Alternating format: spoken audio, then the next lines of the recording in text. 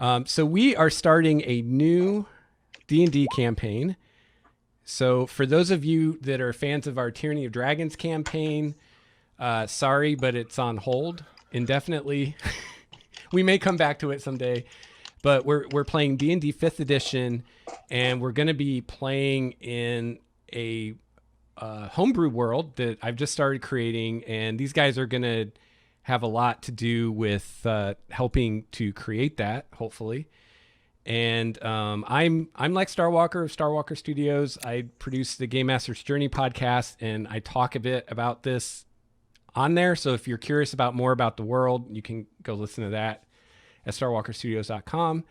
And tonight we're at the very beginning. We're making characters, and we're kind of doing like backstories and stuff like that. And hopefully later we're going to get to actually playing. But I think we're starting with Kyle because everybody else has at least a character started, and Kyle does not. But Kyle, you're thinking you're going to play some kind of a cleric? I'm going to play a nature cleric, Goliath. He's Cool. going to be a mountain lord. And so you want to worship like a nature deity? Yeah, absolutely. Something rock, like mountains and stuff. So. Well, that's good because you picked the actual like one god that has a solid name, which is the goddess Primordia, which is like the earth goddess. The rock god has a solid name. Yeah, I mean she's not really a rock god, but I don't think my gods are gonna be that specific. But she's god of nature and agriculture and shredding on the metal guitar. Weather. So is that the kind of thing you're looking for, Kyle? I was thinking more like mountains and mountains and mountains. Well, mountains are part of nature, so that would be within her area of expertise. Okay. If there's nothing more mountain focused, then I guess I will worship. For now, there's not. I mean, my gods are very rough at this point.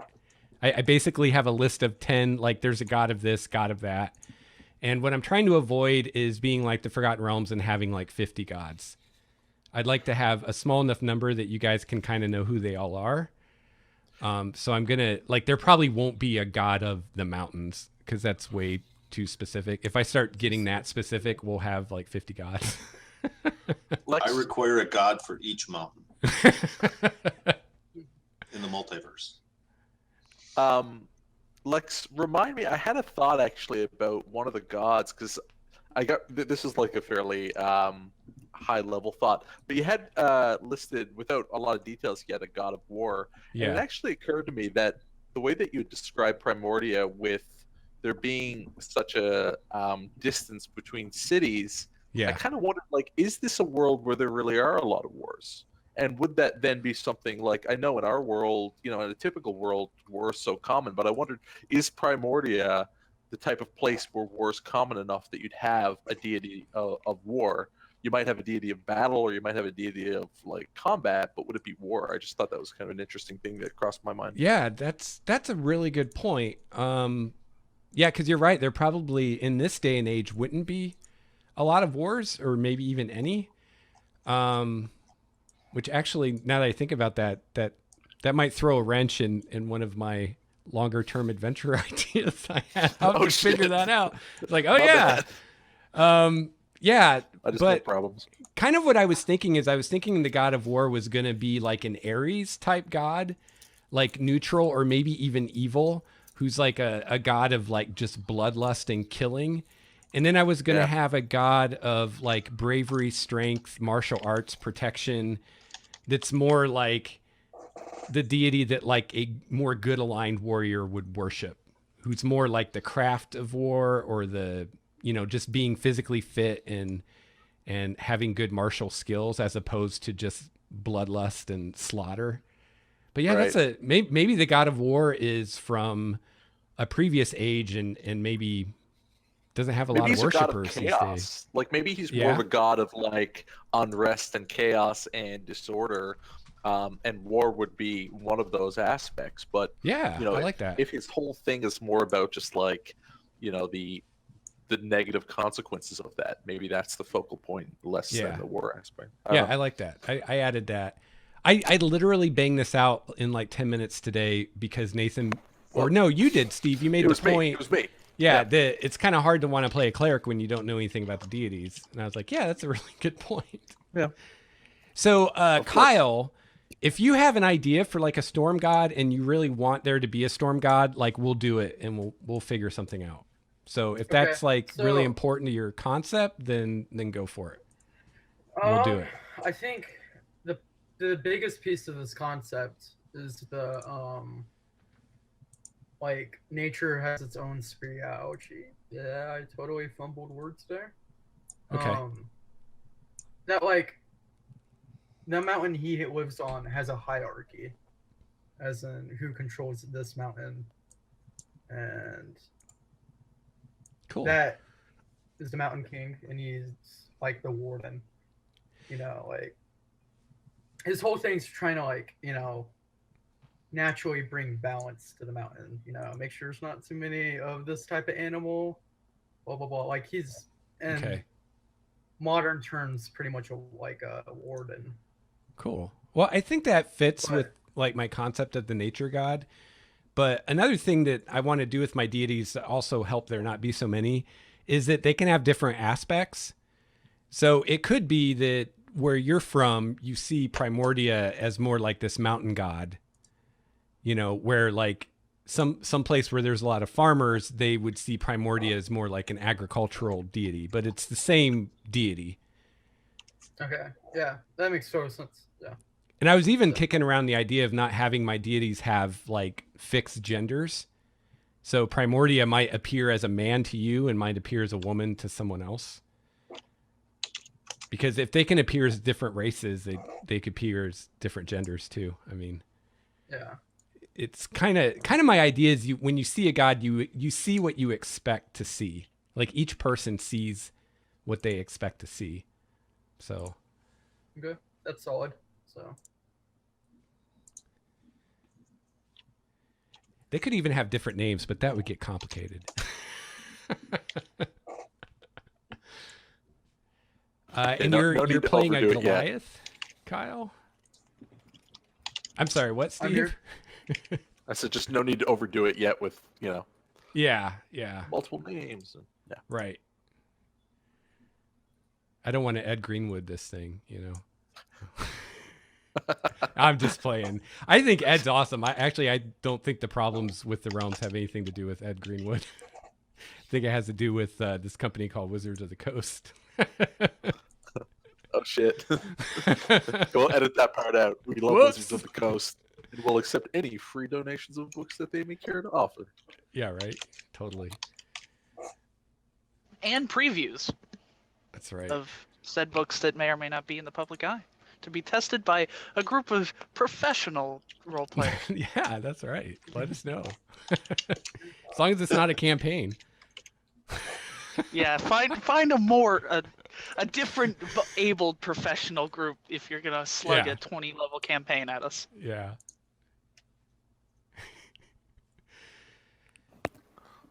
All right. So actually, I guess we'll leave Kyle be for now because he's probably got some stuff to do. Get to work, Kyle. Yeah, get to work, Kyle. You slacker. Yeah, Kyle. All right. Let's start with Dwayne. Because right. I already talked to Nathan. We'll do Nathan later. That sounded gross. Anyway, we will gang rape Nathan later. No. About. I'll be second. That was so un-PC of me. No, not. I mean, if you look at the Tyranny of Dragons thing of what we talked about, so far we're starting kind of lukewarm. Yeah. Not too bad, yeah. YouTube hasn't taken any of my videos down yet, so. Oh, I should open a chat. So Dwayne, what did you think about my idea with having you make that wild magic roll with every spell instead of just arbitrarily whenever I feel like it?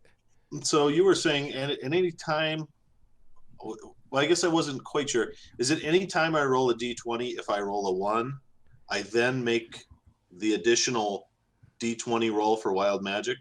And if I roll a 1 again, we get wild magic? Is No, that what you were okay. thinking? So the way it works in the book is I just, whenever I feel like it, when you cast a spell, have you roll, and if you roll a 1, then the wild magic happens. But I was, you said something about having something more, like fixed, and Yeah. it's only a 1 in 20 chance. So I thought you could just roll it every time you cast a spell.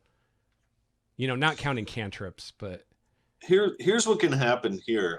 The wild magic is awesome, and I hope it comes up. okay. But if it happens like 4 times in a combat, it ceases to be interesting, and it can Sure. just be kind of a pain in the ass. Okay. I think that's why in the book they say, it's kind of up to the DM, so you can kind of gauge it. You can kind of be like, okay, now, but we've already had it happen 3 times this week, so no more. You know what I mean? Yeah. Whereas yeah. if we tie it to a die roll, then there's a chance it could get overused or annoying or something. But I'm willing to, if you want to do it that often, it's wacky. I mean, it is a wacky element to the game. Really weird, good and bad things can happen. Yeah. I would also note that if you have any of your old D&D books, anything from listing under the Wand of Wonder Yeah. would make it great. So if you ever want to use alternate lists of Yeah. what wild magic stuff. Oh, I wish I did. I used to have the magic encyclopedia. It was like multiple volumes of just spells and magic items and stuff. And they had like an expanded Wand of Wonder that, yeah, it was awesome, but I don't have it anymore. Okay. I wish I did. Otherwise, the Wand of Wonder in the DM guide also has some pretty crazy stuff that goes down. So if at any point, people read because I have not read, I make a point to not read those lists because I want it to be surprising to me. So, Okay. Yeah. but I don't know. What do the rest of you think? Do you think that is going to come up too often? I certainly don't. I want to make the game more interesting, not more tedious. Well, the fact that it's really in the area of GM Fiat means that we can be flexible about it, that you can try a system that seems to make sense at the outset, and then if it doesn't really work, you can tweak it. Yeah. Yeah. I mean, there's, My kind of thought on it would be, so if you roll every single time that you make your magic thing, instead of rolling again to see if you get a 1 for it to go off, roll to save versus your casting. Like roll to save against, like trying to save versus an effect, that effect being the wild magic going off, kind of like you're trying to prevent yourself from, blowing up. And so it gives it more often than a 1 in 20, 1 in 20, but not literally a lot. Well, I think Dwayne's saying he thinks that'll be too often. The 1 in 20. I feel like 1 in a 5% chance is going to come up quite a bit. Yeah, a 5% chance, and then you have to save versus it before it then happens. Yeah, but that's getting complicated. It's going to slow stuff down. Yeah, and I mean, if it's a save or versus my spell attack, I guess it depends which stat you use, but if it's the same stat, then I'd be adding 3 to one and adding 3 to the other. So at that point, it kind of just becomes roll a die if I get an 8 or higher. My biggest concern with it just being arbitrarily up to me is that I'm going to forget to do it, and it's not going to that's what I thought. So I thought of something like if I picked numbers, like if I picked a couple of numbers on the D20, and if I roll those numbers, anytime I roll a D20, I then roll that second one. But that was just me having an idea too. So, but I like the idea that Steve brought up that we could change it. You could say your magic is really unstable this week. Now it's Okay. Well, let's try just rolling it every time. Okay. And then we'll see, and you can let me know if you feel like it's happening too often, and if it is, then we'll try something else. Yeah, and it's the other players too. I mean, we can weigh in if we're kind of like, man. Yeah, this is getting annoying. Yeah. And there may be weeks that it just happens a lot, and there might be weeks it doesn't happen at all. So that's kind of why I did it, because I think it's cool like that. So, okay, we'll do it that way then. Every spell I cast the D20, and if I roll a 1, and if it's too much, maybe every time you cast a spell, you can flip a coin, and if it comes up heads, then you roll the D20. And But we could change it. You can change if you want to Right. come up with a different way. Right. You know, say every time I cast a spell, I roll the d20, and if it's 7 or 13 or other magical numbers, then I roll the d20 again. And we could do that too. Whatever you come up with. There's no reason that it can't change from week to week too. So how that's- do you feel about me just having it happen sometimes? Almost like a I'm GM great with intrusion it. kind of thing. Like, you're going to get a wild magic surge just because I think it would be fun. You know, I'm great with it. You Okay, know, cool. Yeah, I'm. Whenever you feel the need, you know. I mean, ideally, it would be, I think, is forget the dice. Lex just does it kind of when he feels like it. Yeah. Um, Yeah. And that's the way it's written in the book. So, But I know me, and I'm afraid I'll either be doing it all the time or I'll forget about it and never. right, Yeah. when you're DMing, you got a lot of other stuff in your mind. That's Yeah. something that's easy to overlook. And conversely, I don't want to like petition for it, because then if it comes up and it's bad, everybody's going to blame me. But if it's the dice, just the dice, man. You know? Yeah. What was the other thing I was going to ask you about that? You reminded me to talk about the tides of Oh, yeah. tides of chaos. So at any time I can gain advantage on a d20 roll, and then it's once per day. And then once I've done it, then the DM can have me roll on the wild magic table, and then I get that back. If that makes sense. So I can have advantage at any time, and then when Lex says roll wild magic, I get that effect back. Yeah.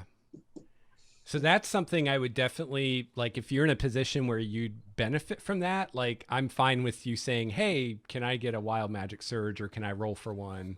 Well, I guess Or right now anyone. you're going to be rolling anyway, but Yeah, right. I'd be fine if anyone did that too. It doesn't have to be me. I mean, that's the nature of wild magic, that anybody can just say wild magic, and then boom, off it goes.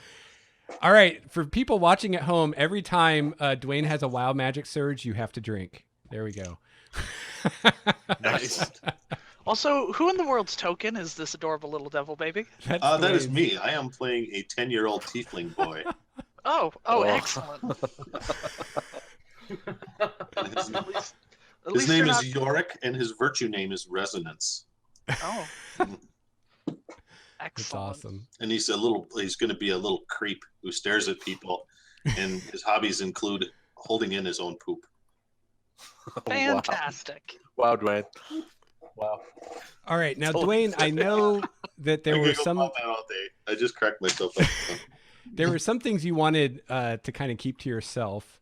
Yes. So if I ask you one of those things, just let me know. You don't have to answer. But Yep. I mean, do you want to tell us what spells you picked, or no? Yes. I Okay. randomly determined my spells, keeping with the wild magic thing, and I think I did okay. Yeah. I guess that makes sense. I got 4 cantrips: Prestidigitation, Gust, Message, and Firebolt. Okay. Good, Those are good ones. good selection, I think. And my level 1 spells, I ended up with Witch Bolt, Catapult, and Mage Armor. So I think I'm in pretty good shape. I should have something to do in every environment. Is that enough spells? Yeah, you don't get that many as a sorcerer. but Sorcerer. You're right. I'm thinking Yep. wizard. Okay. Yeah, it's 4 cantrips and 3 spells known. But I do get 3 first level slots, and then I'll be able to trade sorcery points for a 4th slot. Nice. So that'll be that. I also picked the urchin background, Cool. and I was going to say that my character is an urchin because we're beginning in a large city, right? Yeah. No, I was going to say my character is from this city. Okay. So with the urchin background, I also gained proficiency in thieves' tools, and I made dexterity my second highest stat. So, or I guess not quite, but it's actually I got a 13 in dex. But I'm going to take resilience feat, so I'll be getting a +1 to dex and then advantage on dex saving throws. I'll be doing that right away. So I'll be kind of the lockpick maybe. I do Nice. have proficiency with them, and I may multi-class to rogue later on, but I'm going to just see how the character plays before I make that decision. Cool. Awesome. I don't know how your guys would know me. I guess maybe we're not really at that stage here yet. Yeah, we're gonna do the kind of like we've already been together once. Yeah. Yeah. Okay. So you guys are starting at second level. So once we have everybody's characters, we'll kind of as a group think about like basically you guys have done a job together already. It was like your first level adventure. And so that way everybody kind of knows each other and you've worked together at least once. And I don't know, it's probably easier to do that in person. I'm getting this kind of from the thing you do in Fate. Yeah, I don't know bonds or whatever. In character creation where you I forget what it's called, but that's kind of what you do. You come up with something that your character did in the past, and then someone else figures out how they were involved in that. And, Okay. yeah. Let me see. What else did you have? Are you from this city then? Yes. Yes, I am from this city. Oh, and I'm so proud of myself. I came up with a name for the city. It is Elandria is the name of the city. I put it in the chat. Time And to fill in some blanks here. It's actually it was originally an elven city, and it's on the coast of like the ocean, and it's at the mouth of a kind of like my world's version of the Mississippi River. It's a big river that back in the days when people traded more on the rivers was like a major trade route going north to south for all the lands in this region. So there's like an inner city area that was built by the elves like thousands of years ago. And then around that is a newer area that was built by humans like hundreds of years ago. And each of those areas are surrounded by a wall. And then there's like all the farmland around that. And then that area is surrounded by another wall. And then there's a mythal around the whole thing. In my head, all I could hear was the Attack on Titan theme song, so please excuse me. A bunch of walls. What we're gonna do is we're gonna build a wall. We're gonna make the gnomes pay for it. Anyways. So as far as the mythal, I'll just say that for now it prevents teleportation magic. Oh, so cool. You can't, other than using one of the portals, you can't like teleport into the city. You can teleport within the city, and you can teleport from the city like out somewhere, but you can't come in from somewhere else. Cool.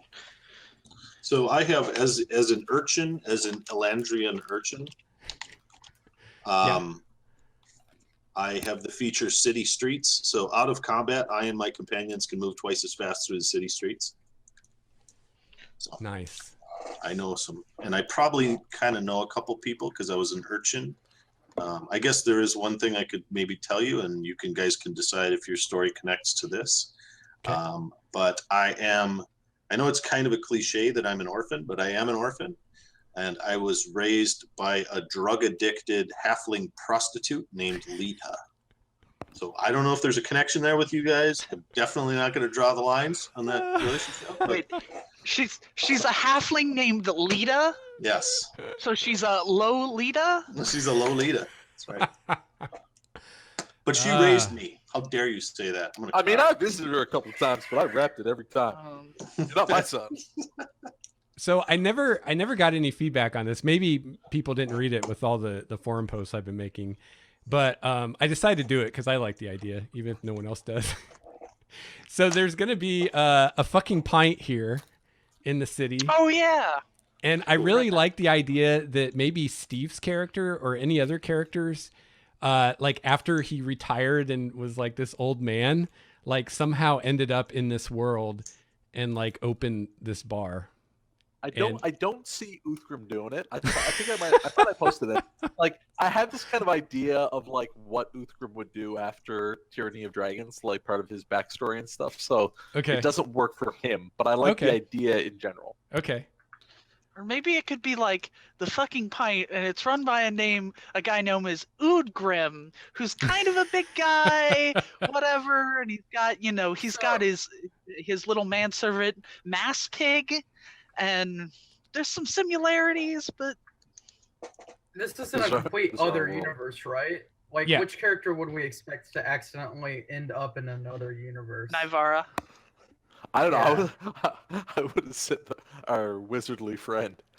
Well, I I would think say it could happen to you're anybody. I extravagant. think the question Yeah. is which character would run a bar in their retirement years, if don't any know of One them. Ty- needing money, all of us. No, dude, Tybal eventually turns into a deer and just runs off into the forest. All right. Well, since no one is keen on their character being the one, what I'll do is No, I'll just Uriel, say, throw Uriel at it. When he okay. gets disowned by his father. It's all he knows because he's separated from his noble background. Like he can't rely on his family anymore. So he's like, what do I know? Drinking. Party, man. He's- Party. So But- Kyle, do you want Uriel to still be alive, or was this a long time ago and he's gone on to This green is a long pastures? time. He's super dead. Okay. But remember, cool. he's a bad bartender. Because remember, once he got his hand chopped off, he would drop every single drink he had. Remember? What he would do is like he would go to like slide one down the bar, and in this universe you still don't have your hand, but instead you miss it and just hit your stump against like the bar post. Like, you know how some Oh of them my have like gosh. the old timey posts there. So you just hit it and you curse. That's great. I like the idea that in this universe, Uriel didn't have didn't Yeah, get his hand back. he does not have his hand. Or he lost it again somehow. Oh yeah. That's amazing. He taunted some other powerful creature and took his hand off again. This time it was a demon, not a dragon, but same result. And Dwayne, you didn't want to go into your parentage like publicly, right? That's a No. secret people will have to learn about. Lolita is my mother. Are you obviously a tiefling? I guess tieflings are pretty obvious, right? Yeah, I mean got that was horns one and kind of shit. cool thing they added in the Sword Coast guide. Was the Tiefling variants were kind of neat. They give you can choose some kind of different appearance. I rolled for 3 of the following features. I'm going to pick small horns. I like 6 fingers on each hand. I like the idea Okay. of that. And It's also always good to have an extra. yeah, and a forked tail. So he has a forked tail, small Nice. horns, 6 fingers on each hand.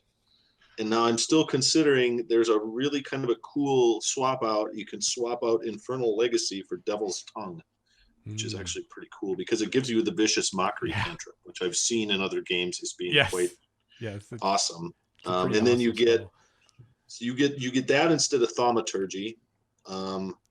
And then at 3, you get Charm Person instead of Hellish Rebuke. And at 5th level, you get Enthrall instead of Darkness. So they're all more like social type. And I'm still. Well, what do you guys think? Which one do you think is better? The standard one or the Devil's Tongue? I don't know.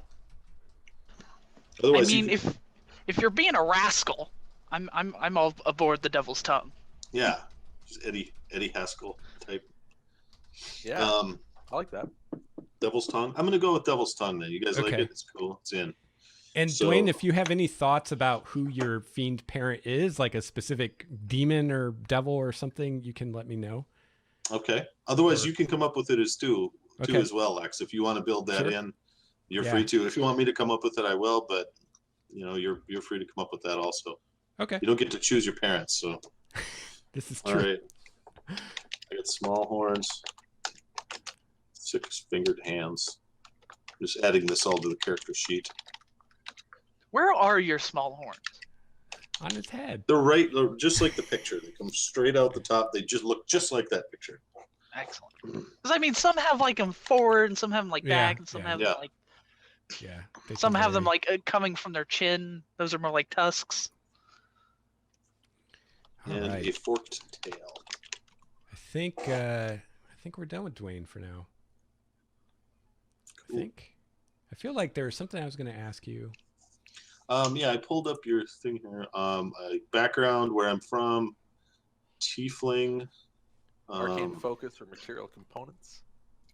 Oh, that will be revealed as the campaign goes forward. I had a very Yeah. Shadow of the Demon Lordy kind of idea for that. So Yeah. that'll be revealed later. So Yeah, we might have to put a content warning up before we reveal that. yeah. Genitals, genitals inbound, everybody. Yeah, definitely like the genitals of some sort of demon.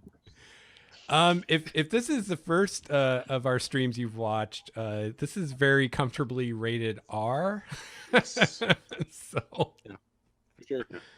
yeah. Although my character's probably not going to pull out any hearts in this game, though I guess I can't make any promises. You want to go next, Steve? You're next in Sure. line. I'm Sort playing of. Wraith. He's an Eldrin. He's going to go down the road of the Blade Singer from the new Sword Coast Adventures Guide, which I think will be Sweet. cool. I'm going to start out, though. I'm actually going to start out with a level of Fighter and a level of Wizard, just so that I'm not too squishy to start. Sweet. But I think unless things change, unless I kind of look at the party composition and think we really need somebody tougher, I think I'm just going to go straight Wizard from there on out. Cool. And because I think with the blade singing and everything else, like and different spells that I'm going to choose, it'll be okay. So let me just see your questions for me.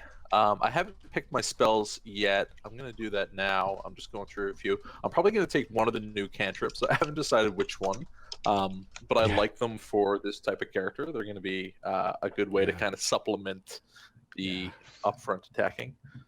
I'll take any insights people might have that have looked more closely at them in terms of what's best. Like the Green Flame Blade one looks pretty good.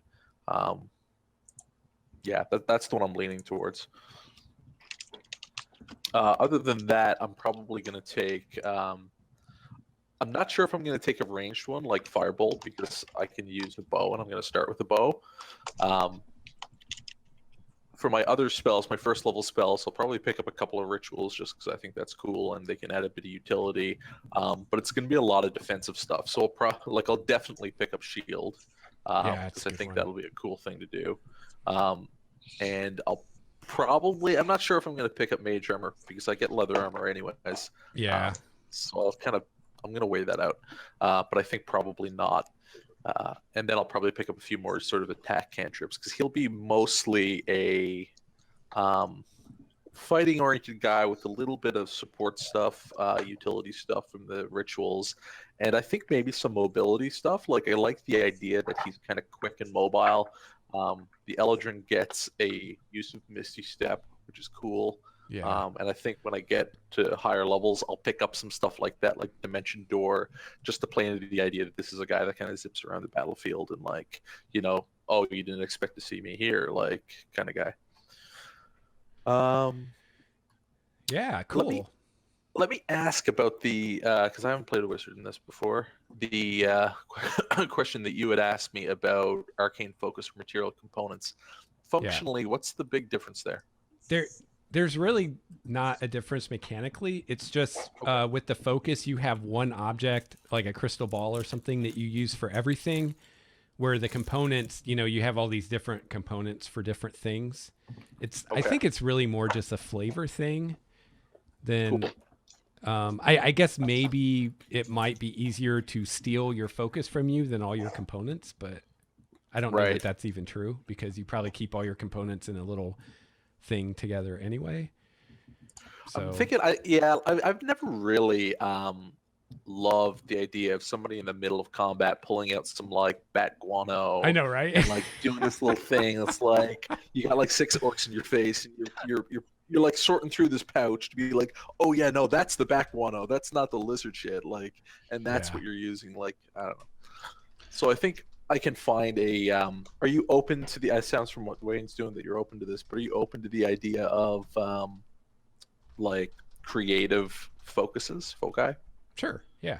Yeah. I mean, kind of on that topic, and I touched on it like when Tyvel was first introduced, and it was never really again. He uses components that they're the flowers that grow out the top of the staff, and then they wilt when he casts the spells. It's not really anything we've ever had to touch on. But and he grows them with Druidcraft, the cantrip. So that's kind of how that went.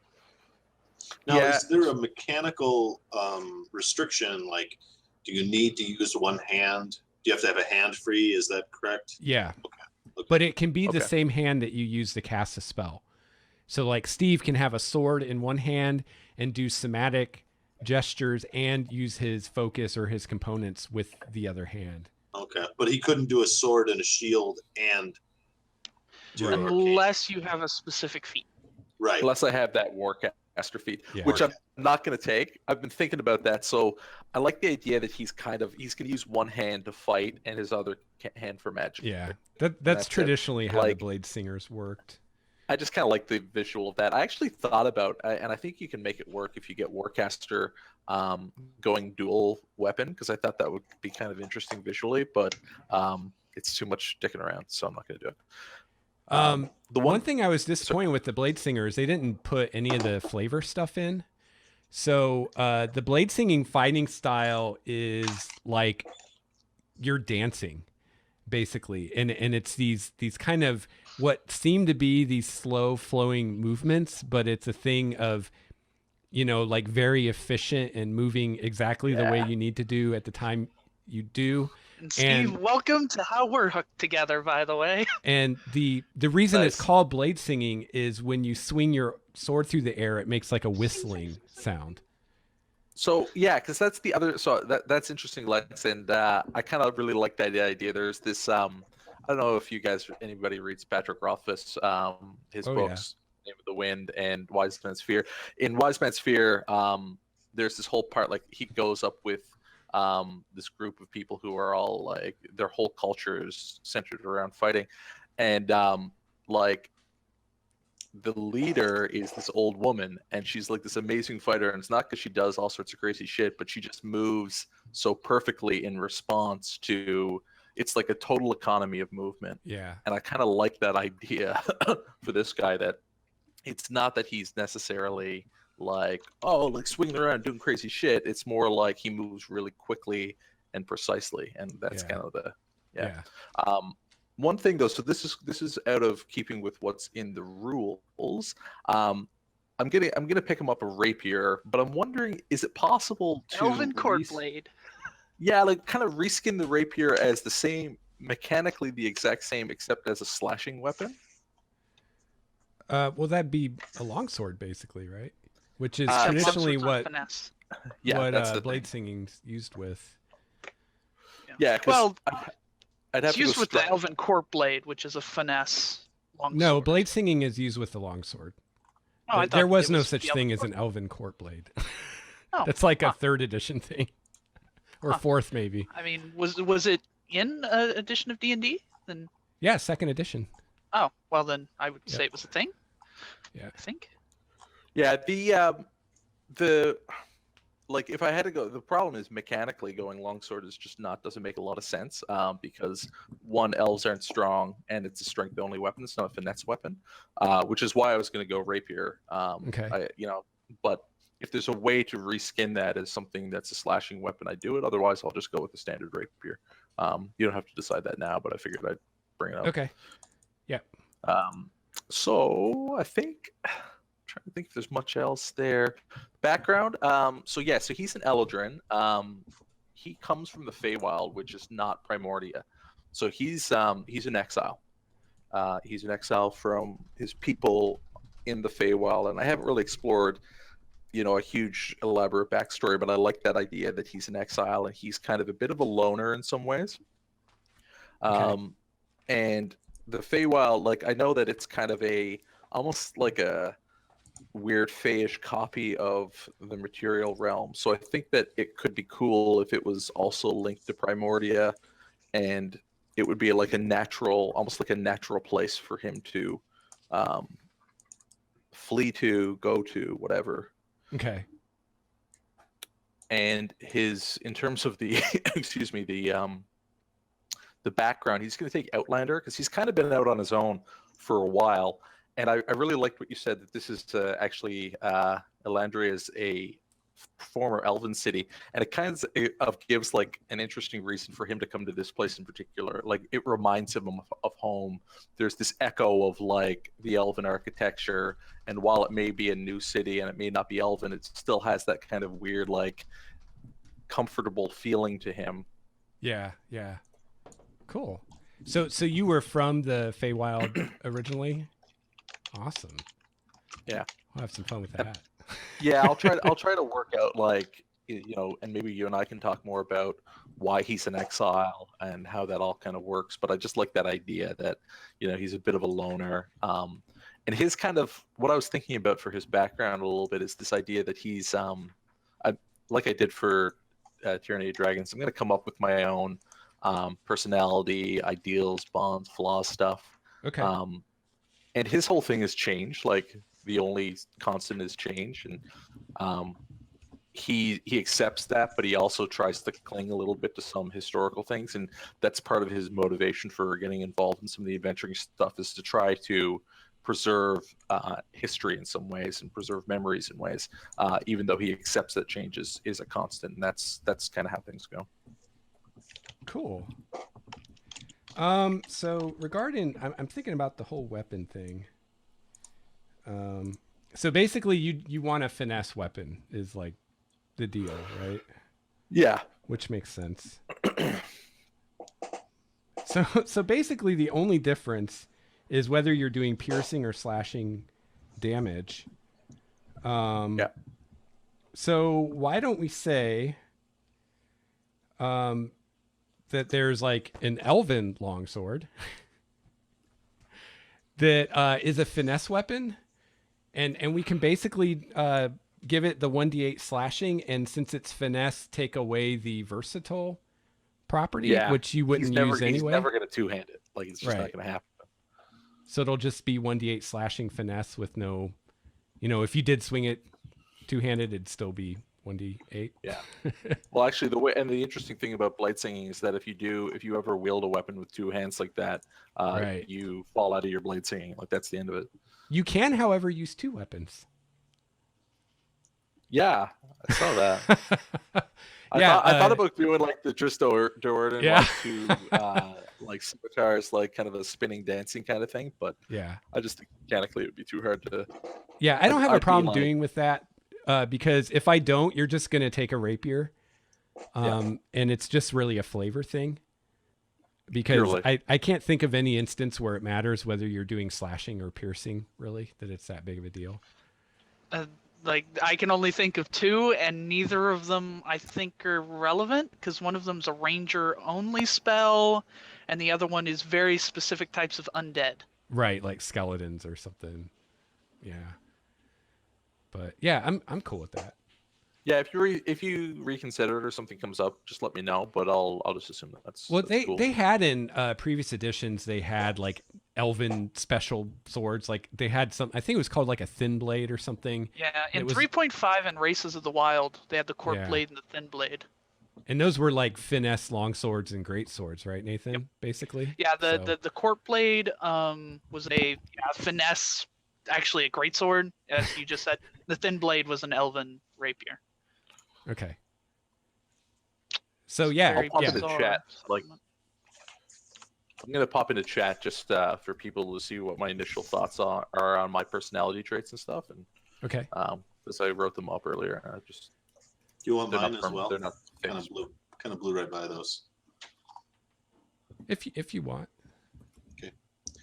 I bluntly say what other people are hinting at or hiding. Kids say the darndest things, and I'm going to take advantage of that. I hide scraps of food and trinkets away in my pockets. So he's a stinky little brat. Changes the nature of things.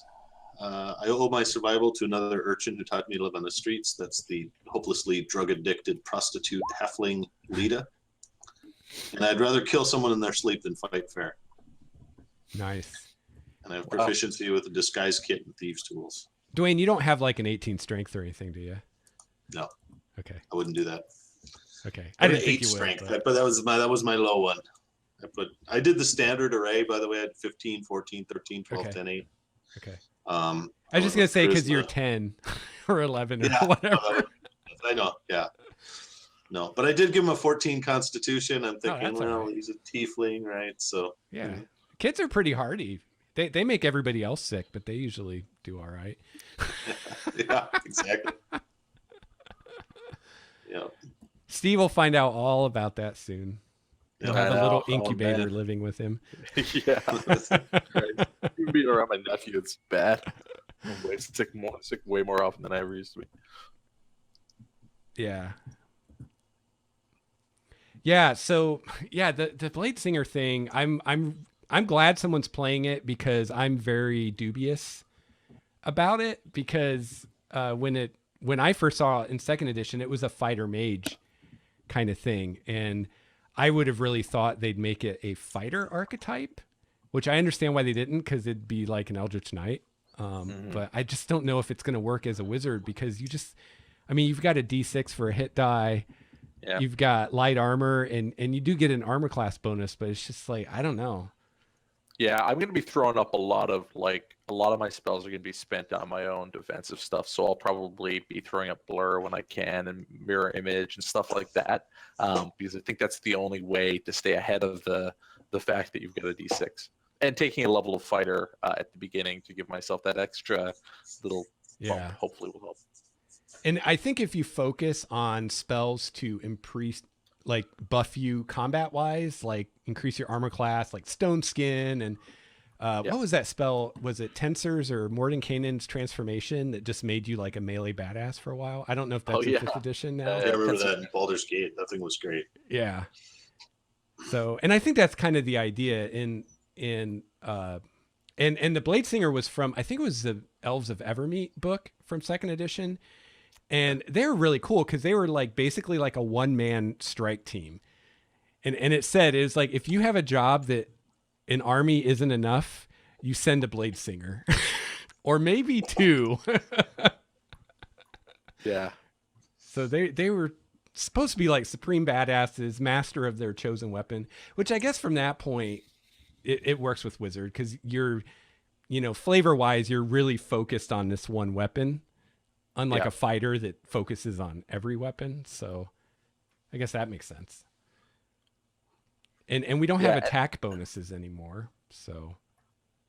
Yeah, that's right. You don't have to worry about that.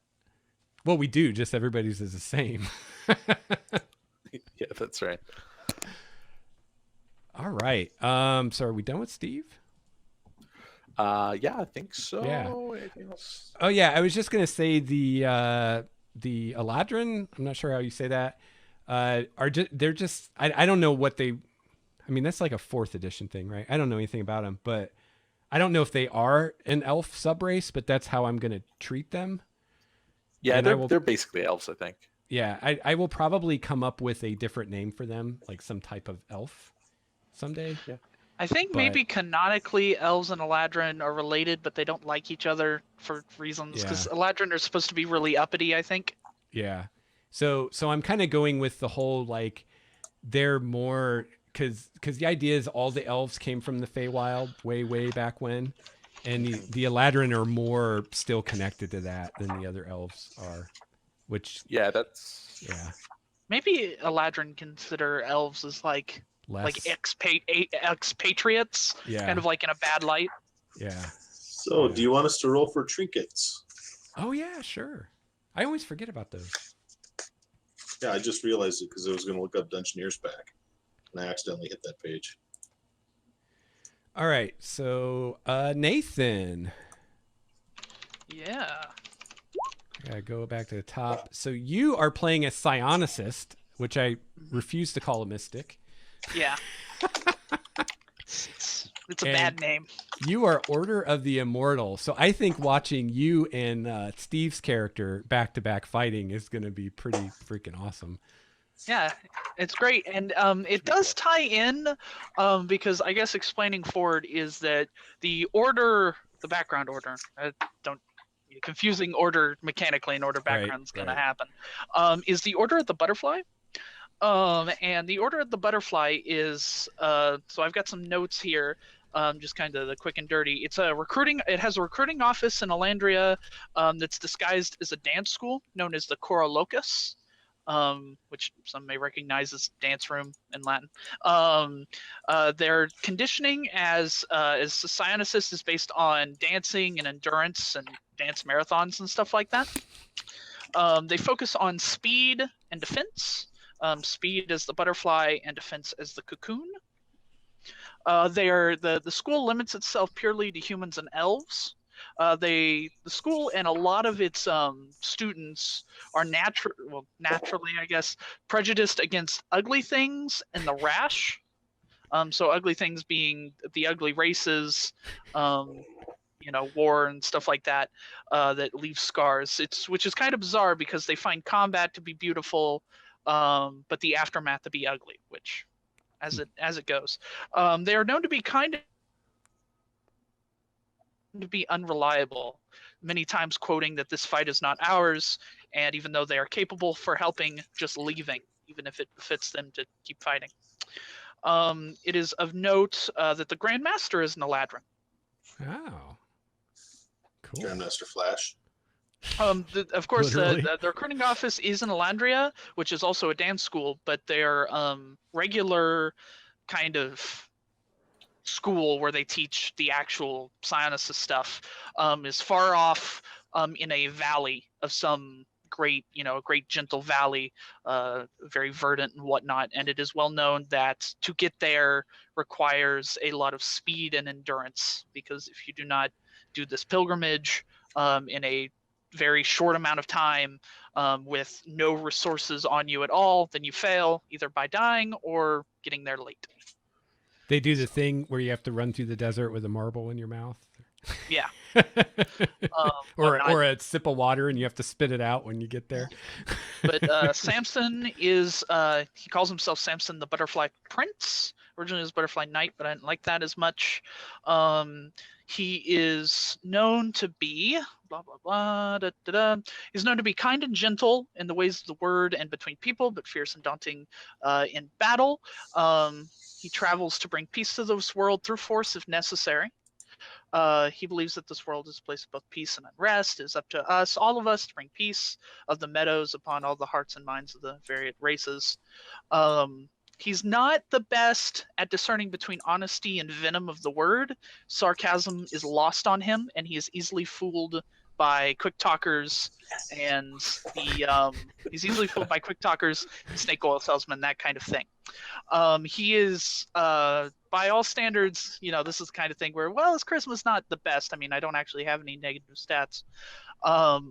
But he's very tall. He has extremely long blonde hair to his rear end that he leaves unfastened most of the time, and he focuses a lot on his appearance, but he never condescends people for not focusing on beauty like he does. Now, the dancing school, you said that was like a ballet kind of thing, not like court dancing, right? Yeah. Or do they do that too? It's like a free kind of form, right. Whatever. It's not, like not like nobles dancing at a ball kind of thing. Gotcha. Because they use it as to because you need to have a certain energy, and that's how they try to find other psionicists, Cool. is people of repute, try to find a way to get rid of all this energy Order of the Immortal Psionicists have. And in Eladria, the dancing is popular, I guess. I'm calling it popular, recreational dancing. And so when the immortal people when the psionicists with a penchant for Order of the Immortal stuff come, and then they realize, hey, you're this guy and whatever, welcome to the club. I just realized what I did. Oh? How close the name of my city, Elandria, is to the word Eladrin. I didn't even think of that when I came up with it. But so I guess in Elvish, maybe it translates to the city of the Eladrin. So I might have to do something with that. Maybe it has like a connection to the Feywild or something. That'd be kind of cool. Now, I'd like to point out that my auntie Lita told me that the best dance is a pants-off dance-off. Do you do that one? Hey, man. And each of them focus on different types of dance. I haven't decided on the kind of like dancing that Samson focuses on. Also, yes, I got the name and the hair from the thing. Isn't Lita's signature move called the finish? Yes, it is. Finisher. She calls it a happy ending. I like stories with happy endings. So Nathan, what you're saying though is the pants off dance off is still in it in terms of his. It's a possible option for his specialty. So it should be interesting. It'll be interesting playing a playtest thing. Yeah. If it doesn't work out, I have a backup, and no hard feelings related to it. But it should be cool. And for my dude, the current disciplines, though eventually I'll get all 3 that are available, are Celerity, which focuses on speed, the butterfly, and Iron Durability, which focuses on defense, the cocoon. Celerity again. Yeah, we're gonna have some lots of movement going on. Yeah, people really like that word in D&D I guess. and role-playing games. I mean, I cast Celerity in Shadow of the Demon Lord. Yeah, that's where I heard it. I thought, every once in a while you hear alacrity, but not celerity, which I think means kind of the same thing. See, celerity always so makes me think of vampire. Yeah. Is your guy a human, Nathan? Yes, he is a human. So we have a human. There's a human there. Cool. So we have a human, a tiefling, an Eladrin, and a Goliath, and then Chrissy is playing an Asimar. It's gonna be awesome. She's playing an ass. Half angel. Yeah, sort of half the angel. counterpoint to Dwayne. Dwayne, have you guys decided if you're going to be related? Is that that will be coming up as the game progresses. Okay, cool. But my character is not aware of it. So. Yeah, so I honestly don't know what Chrissy's going to do with it. Yeah. So we'll have to see where she goes with it. Yeah. So for the listeners or the viewers, we have a tiefling, half fiend, and an Eladrin, half celestial, and they have the same human parent. So I want to know, is it your mother, Dwayne? We might not be brother sister anymore. It might be like auntie nephew. So I really like the idea of this poor woman that somehow got herself knocked up by both a demon and an angel. Yeah. Boy, that was a wild party. That's right. And they came out as twins. No, because you're young and she might be older. I don't think we're brother sister anymore. I think she wanted something. She thought that was whatever. I don't know. Like I said, my character doesn't know, so I kind of don't want to know. So it's kind of, so that's up to Chrissy to come whatever up you and Chrissy decide is cool. That's cool. Well, it's up to her. I just think it's a great idea. However you do it. Yeah, I like the connection. So often players are just always orphans. With no families. Yeah. All right. Yep. Kyle, how you doing over there, man? Are you 20th level yet? I'm walking stuff down. So if do you have any questions, Kyle? Okay. No, I'm just finishing up the background. I have all the stat stuff laid out. What domain are you going to be? Oh, I guess you need to know what domains. Nature Cleric? Yeah, nature. Yeah. Cool. So yeah. You're going nature? Walking. Yeah, for sure, nature cleric, without a doubt. Okay, cool. Well, then I don't have to worry about it. Yeah. Nature will definitely be one of the domains. That much I'm sure of. If you're curious, he was born at 33,000 feet. Okay. So we have the altitude locked down. Nice. And I guess I'll tell you guys. Do you chew the coca? Once I have it finished. Do I have what? Cocaine leaves. People in the Andes chew on them for high altitude sickness. Like all the time. I don't need that because I'm just damn awesome. You're just so awesome. You don't need it. You eat rocks for breakfast. Embolisms. Yeah. So yeah, I'll give you guys a detailed version once I have it all.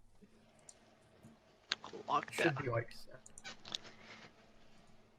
All right, so we've got characters. Man, we are rocking and rolling. Cool crop too. I like this crop of characters. Pretty neat. And unfortunately, Chrissy couldn't make it this week because of the short notice, but she told me that she rearranged her schedule, so starting next week she will be here. So we'll just go through this with her next week. Hopefully, I don't know. I won't blame her if she doesn't want to watch this, but I just feel bad that she's not here for this to get all the goods on you guys. But at least it's recorded, so she can watch it if she wants to. Yeah, that's right. Yeah, it's kind of interesting to hear about the characters firsthand too. To have a bit of a sense of what's going to happen, because I haven't firmly nailed down everything, and now I can kind of work some stuff in, some stuff with Nathan's guy. Maybe I'm not sure what I might be able to do there, but I can definitely see some synergy. So I like it to kind of develop and change as the game progresses. Yeah, totally. So let me tell you guys a little bit about the guild, which is still called the guild because I can't think of a good name for it. So my idea is that adventuring is an actual like thing that people do that's recognized, and there's actually an organization or a guild of adventurers, and adventurers work in teams or parties or groups. And just like, you know, we've always done forever in D&D, they name themselves, you know, so each party has a name that it's known by. And some of the more, you know, successful ones that have been doing it for a while actually get, you know, some fame and notoriety, you know, and they're kind of like the rock stars of the world, and people think they're awesome. And eventually, when they've amassed all the wealth and power that they want and they're tired of adventuring, a lot of times they settle down in a city and help guard the portals to the other cities, and just live the good life. But the idea is once you join this guild, they will be a source of like things to do. So I'm ripping a lot of things off of The Witcher because I really like a lot of the stuff in that world. So they'll have basically like contracts, or I think a better term would be bounties. In Witcher, they're called contracts, but I think bounties works better. But the idea is like, you know, someone sees a monster out in the woods or something, and, you know, they tell the powers that be, and some authorities like, oh, we don't want that monster out there, so I'll pay 300 gold to whoever will get rid of it, kind of thing.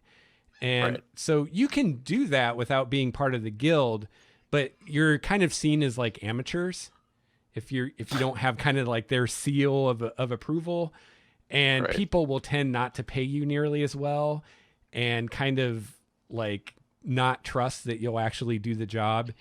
And you also tend to get more like bullshit jobs because the guild kind of vets stuff. So if someone says, oh, this house is haunted, like they'll make sure that it's actually haunted and not just some kid playing tricks before they send someone to go deal with it, you know? So at this point, what I'm thinking is you guys are not members of the guild yet. And basically this first adventure will be kind of your opportunity to do something noteworthy so that you can say to the guild, hey, we did this thing and we deserve to be part of you. And then once you're part of the guild, you know, I'm thinking about even having like, they'll have like some limited supplies of like magical items that you can actually like purchase from them. So like if we, you know, like if we didn't have a healer, like you might be able to get like some kind of like magical rod of healing or something like the item like Steve was talking about from them. Supplies will be limited, but you know, it's kind of like, have you guys ever played Pathfinder? Kind of like the Pathfinder Society. Yeah. So I was kind of thinking of that. Yeah, it's basically the Pathfinder Society. Except, so there's like a hall, there's like a guild hall or something where you can go through. And we're all members already, or this is our initiation adventure? Yeah, you're not yet members, but the idea is by the time you hit 3rd level, you'll be members at that point. Basically, after you finish this first adventure, they'll bring you in. But because they kind of not only do they want to know that each of you is capable as an individual, but that you also can work as a team and not die. Right. Cool. Let's go get them. Yeah. Why the fuck we're bringing a 10-year-old with us begs the question, but hey. But the kind of like the Pathfinder Society, I feel like is a little more focused on like gathering lore and knowledge and exploring and stuff like this, where this is, I mean, that's part of it, but it's more focused on just protecting the cities and getting rid of menaces out in the surrounding area. But, you know, these people are going out into the world and exploring these ruins and finding magic items. So I think it makes sense that they would have some kind of supply of things that their agents have found, you know. So kind of a way for you to buy magic items without having like magic item shops. Yeah. No, cool. I get it. I like what you're doing here because you're kind of cutting to the chase here at D&D. Yeah, I'm trying to. Yeah. I'm rather stoked. Are we ready to play an adventure tonight? I think so. My guy's done. I don't know Yeah? about the rest of y'all. Kyle maybe has more choices to make. Yeah, I'll be ready. I won't. I'm trying to find. I've just spent the last while I've been listening trying to find a portrait, and I haven't found anything I really like. I'm just gonna bite the bullet and pick something. Yeah, you can always All I have change to it. do now, all I have to do now is just fill in the character sheet. Actually, Sweet. I finished the background if you guys are wanting to hear it. Yeah, let's So- hear it. Back that Okay. ground up.